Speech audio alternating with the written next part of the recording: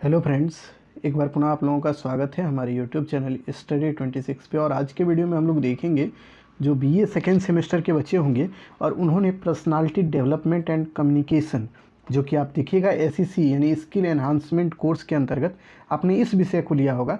चाहे बीए से हो, बीएससी हो, बीकॉम हो, कोई भी आप किसी भी यूनिवर्सिटी से पढ़ने वाले बच्चे होंगे और आप में से कुछ यूनिवर्सिटी में इसको फर्स्ट सेमेस्टर में ही रखा गया है, किसी में सेकेंड सेमेस्टर में।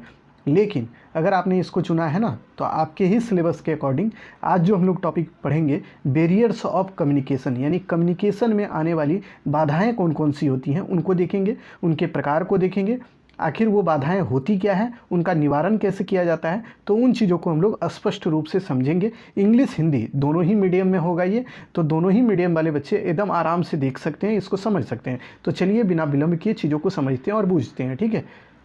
अब देखिए, सबसे पहली जो आपके दिमाग में चल रही होगी बात है ना कि बाधाएं आखिर होती क्या है। तो पहले उन्हीं चीज़ों को समझिए कि बाधा, अगर आपसे बोला जाए कि बाधा क्या होता है या बैरियर्स क्या है, तो उसको आपको समझना होगा, ठीक है। पहले उसी चीज़ को हम समझाते हैं आपको, उसको समझने का प्रयास कीजिएगा आसान चीज़ों में, आसान भाषाओं में। तो पहली चीज़ें ये समझिए, संचार जो हमने बताया था, जिसमें एक व्यक्ति दूसरे व्यक्ति के साथ जो बातचीत करता है ना, इसी को संचार बोलते हैं, जो कि हमने पहले ही बता दिया। तो संचार का मतलब हो गया कि एक इंसान दूसरे से बात कर रहा है तो उसको संचार किए, कह दिए। लेकिन अगर एक व्यक्ति दूसरे व्यक्ति से बात कर रहा है और उसी बीच में कोई अवरोध पैदा हो जाए तो इसी को बाधा बोलते हैं। तो अब देखिए, इसको और भी सटीक रूप से समझा दें। आप एक व्यक्ति हैं, आपका मान लीजिए आपका नाम ए है और आपके मित्र का नाम बी है, यानी आपके दोस्त का नाम, ठीक है। आप दोनों बात कर रहे हैं, एकदम अच्छे से बात आपका चल रहा था। इसी बीच में क्या होता है, एकाएक डीजे पूरा जोर से बजने लगे, तो क्या आप बात कर पाइएगा? ना तो आपकी बातें आपके दोस्त समझ पाएंगे और ना ही उनके द्वारा जो बात बोला गया है उसको आप सुन पाइएगा, क्योंकि डीजे का आवाज़ इतना तेज होगा कि आप दोनों ही एक दूसरे की बात को नहीं समझ पाइएगा या सुन पाइएगा। तो यही हो गया बाधा, यानी कि आप दोनों जो बात कर रहे थे उसमें जो डीजे बज गया वही तो बाधा का काम किया, यानी रोक दिया। आपके बात करने के जो तरीके थे या जो बात आपके हो रहे थे उसको रोकने का काम कर दिया, ठीक है। इसी को बाधा बोलते हैं बच्चों, ठीक। इतना ध्यान में रखिएगा। इसको शॉर्टली आपको समझा दिए कि मतलब कोई दो इंसान एक दूसरे से बात कर रहा है और उसी बात करने के क्रम में कोई उसको रोके, हर बार वो रुक जाए अपने बात करने के ही क्रम में, यानी वो बात नहीं कर पाए अपना पूरा, तो इसी को बाधा बोला जाता है, ठीक। अब देखिए, इसको अगर एग्जैक्ट रूप से आप लिखिएगा जब एग्जाम में, तो उसको किस तरह लिखिएगा तब उसको समझिए, ठीक है। संचार प्रक्रिया में बाधा या रुकावट एक प्रकार की अवरोध है। अवरोध का मतलब होता है रुकावट या बाधा, ठीक है। यह अवरोध है जो संदेश के प्रभाव को छीन या कमजोर कर देता है, ठीक। अब और चीज़ों को देखिए, इस बाधा के कारण, यानी कि देखिए ये जो अवरोध है इसके कारण कोई भी चीज़ को, अगर मान लीजिए अपने मित्र को आपने एक मैसेज किया कि देखिए भाई हमारा खाना पीना हो गया, आपने खाना खाया, तो आपने ये मैसेज व्हाट्सएप के थ्रू अपने दोस्त को किया। लेकिन मान लीजिए कि नेटवर्क आपका ठीक ना हो या आपके दोस्त का ठीक ना हो नेटवर्क, तो वो मतलब आपने मैसेज तो कर दिया लेकिन वो वहाँ तक पहुँचा ही नहीं, क्योंकि उसके मोबाइल का नेटवर्क ही नहीं था, यानी नेटवर्क अच्छा ना होने की वजह से वो आपका मैसेज को नहीं पढ़ पाया। तो ये क्या हुआ, ये जो नेटवर्क है बीच में ना, यही तो आप दोनों के बीच में जो बात जो चल रहा था उसके बीच बाधा का काम कर दिया या अवरोध का काम कर दिया या रुकावट का काम कर दिया, ठीक है। इसी को बाधा बोलते हैं बच्चों, सिंपली यही समझिएगा।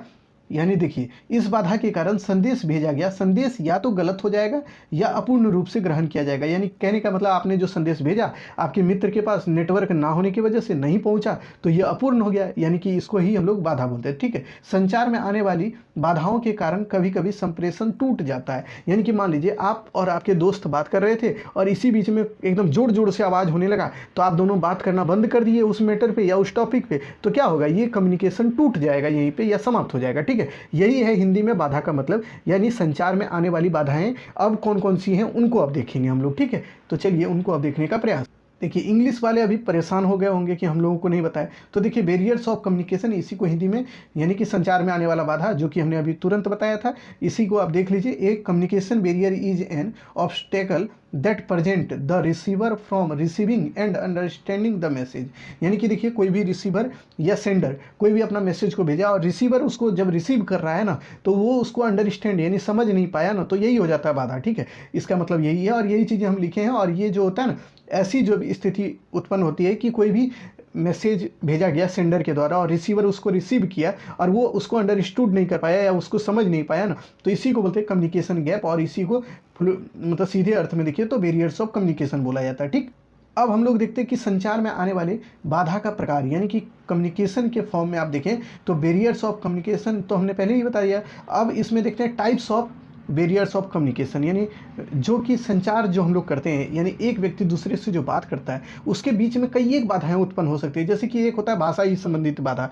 और मान लीजिए हम अभी आपसे इंग्लिश में बात करें और आपको इंग्लिश समझ में ही नहीं आए, तो आपके लिए ये एक बाधा हो गया। यानी कि आप देखिएगा, आप खुद ही देखिए, कोई आपके पास अभी तुरंत आके तमिल में बोलना शुरू कर दे, तो तमिल भाषा अगर आपको आता ही नहीं हो तो आप क्या बोलिएगा, अरे हमको तो कुछ समझे में नहीं आया। तो ये आपके लिए क्या हो गया, ये भाषा ही बाधा हुआ। यानी कि उस भाषा को आप नहीं जानते थे जो व्यक्ति बोल रहा था, तो इसके कारण उसकी बातों को आप नहीं समझ पाए। इसी को बोलते हैं भाषा ही बाधा। ठीक है, सीधा यही समझिएगा। अब इसको देख लीजिए, संचार के लिए भाषा अनिवार्य माध्यम होता है। यानी देखिए, कोई भी इंसान एक दूसरे से बात करता है तो वो कोई ना कोई भाषा से बात करता है। जैसे अभी हम हिंदी से बात कर रहे हैं तो हिंदी में आप समझ रहे होंगे। अगर यही हम भोजपुरी में बोलते तो भोजपुरी में समझते, अंग्रेजी में बोलते अंग्रेजी में समझते, उर्दू में बोलते उर्दू में समझ लेते, अगर उर्दू आपको आता होगा तो, या हमको आता तो। ठीक है, तो इसको क्या बोलते हैं, भाषा ही बाधा। ठीक है, और भाषा ही जो भाषा है ना, ये कम्युनिकेशन का एक महत्वपूर्ण जो है ना, एक तरह से एक कम्युनिकेशन का माध्यम है। ठीक है, इसको भी ध्यान में रखिएगा।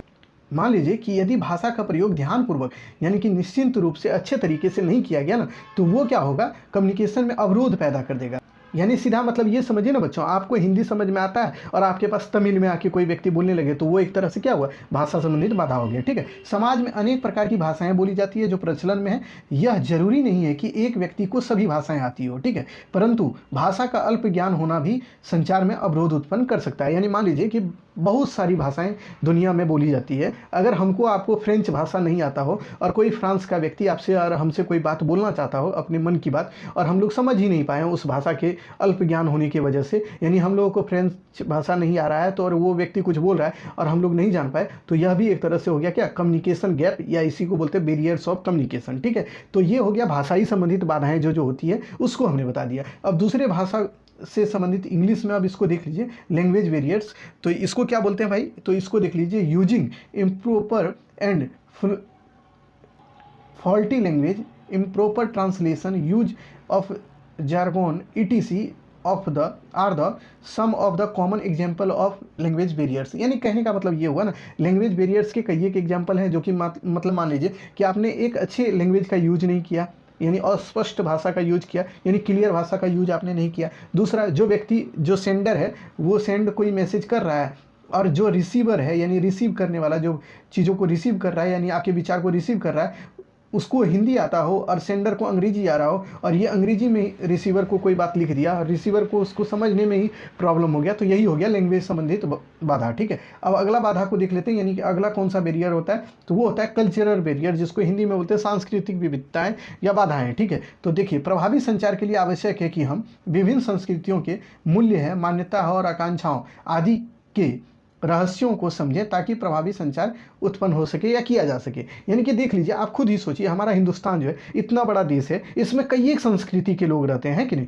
देखिएगा, अभी बंगाल में आप जाइए, वहाँ की संस्कृति अलग है, बिहार की संस्कृति अलग है, साउथ इंडिया चलिए वहाँ की संस्कृति अलग है, नॉर्थ इंडिया चलिए वहाँ की संस्कृति अलग है। यानी कि भारत के अनेक क्षेत्रों में कई एक तरह की संस्कृतियाँ उपलब्ध है। यही जो संस्कृति जो अलग अलग ढंग की है, अगर मान लीजिए आप बंगाल चले गए और आपको वहाँ की संस्कृति पता ही ना हो, तो आप जो भी बातें कीजिएगा या जो भी आप बातें बोलना चाहिएगा वो आप अच्छे से नहीं बोल पाइएगा। ठीक है, ये संस्कृति का एक तरह से बैरियर हो जाता है आपके लिए। उसके वैल्यूज़ को आप नहीं जानते होंगे, अगर उनके जो वैल्यूज़ हैं या बिलीफ हैं उनको आप नहीं जानते होंगे या समझते होंगे, तो यह भी एक बैरियर का काम करता है। तो इसी को बोलते हैं सांस्कृतिक बाधा। ठीक है, इसको इंग्लिश में देख लीजिए, कल्चरल बैरियर आर जो है ना, arise when with the value believe and perceptions of the receivers of the message are not taken into consideration.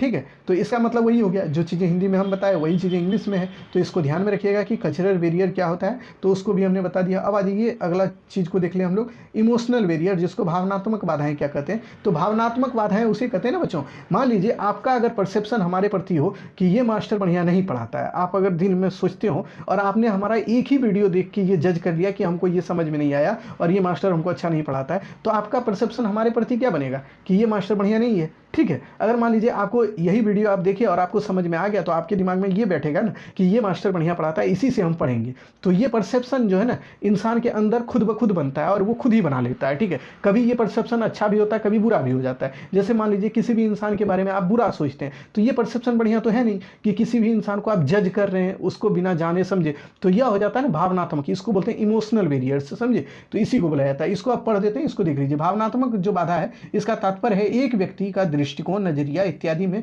कमी पाए जाने से है, ठीक है।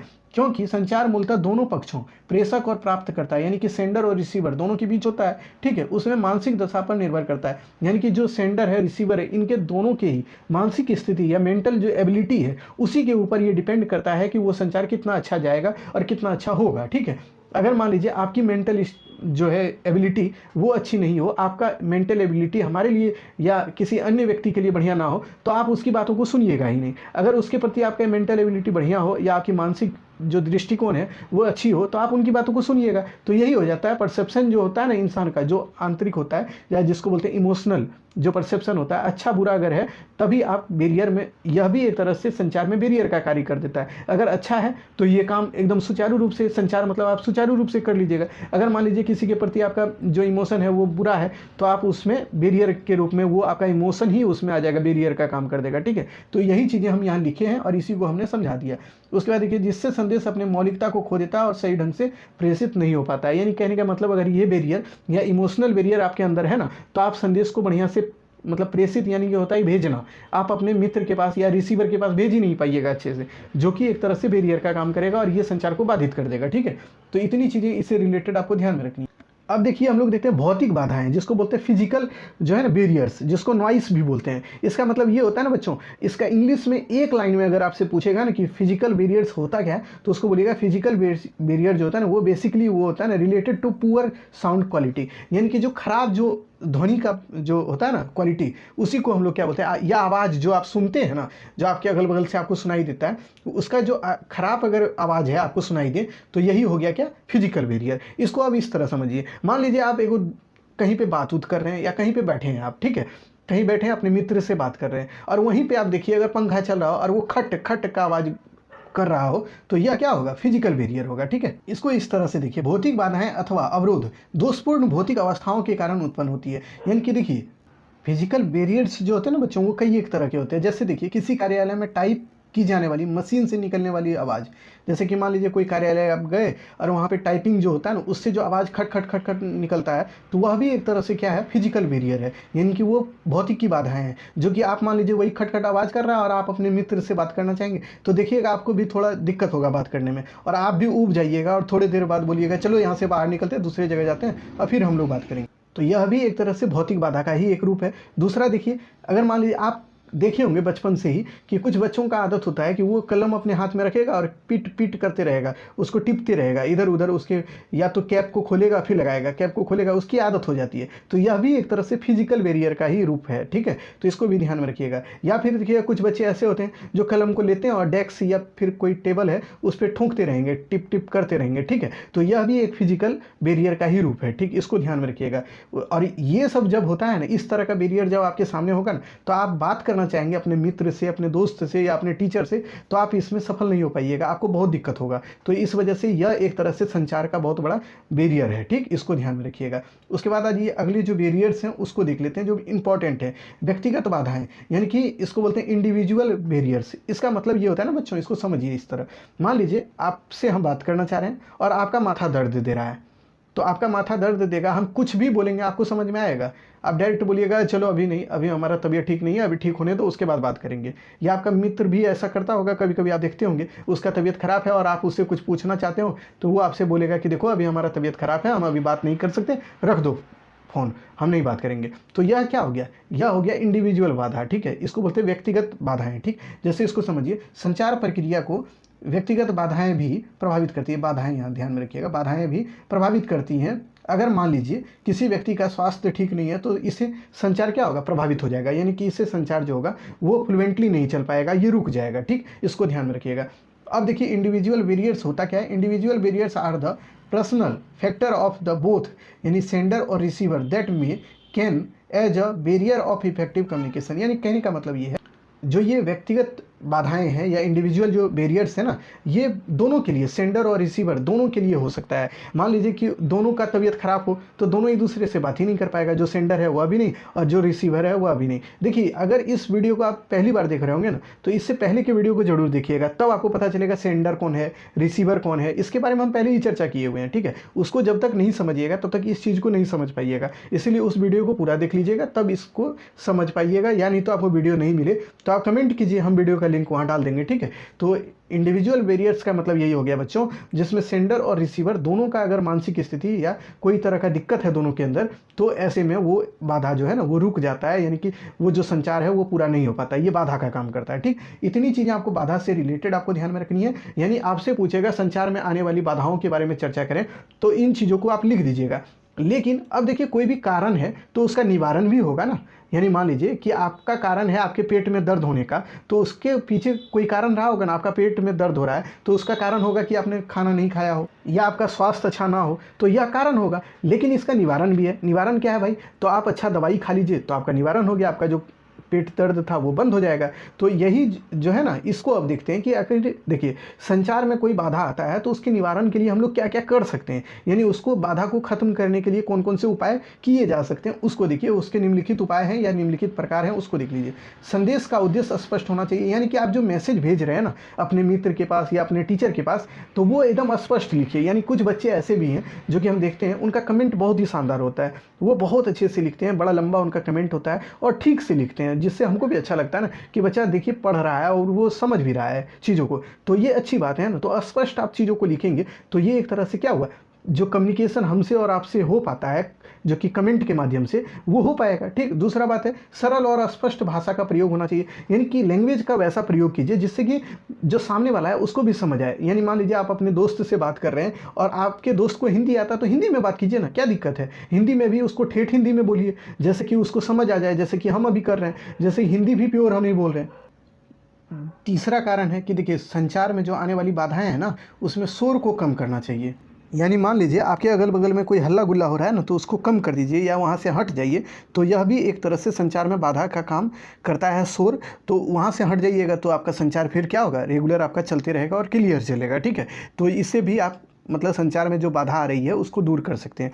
उसके बाद देखिए, अनुकूल वातावरण, यानी कि ऐसा वातावरण या इन्वायरमेंट में आप जाइए जहाँ से आप अपने दोस्तों से, अपने यार से, अपने माता पिता से, अपने किसी से भी जो बातें करनी हो वो कर सकते हैं, यानी कि कोई आपको रोके नहीं। तो यह भी हो गया, जो ये जो बाधा है संचार में आने वाला, उसको रोका जा सकता है इस तरह से भी, ठीक है। शारीरिक भाषा का प्रभावशाली प्रयोग करके भी हम लोग क्या कर सकते हैं, बाधाओं को रोक सकते हैं। संचार में जो बाधा आती है उसको रोक सकते हैं। कैसे?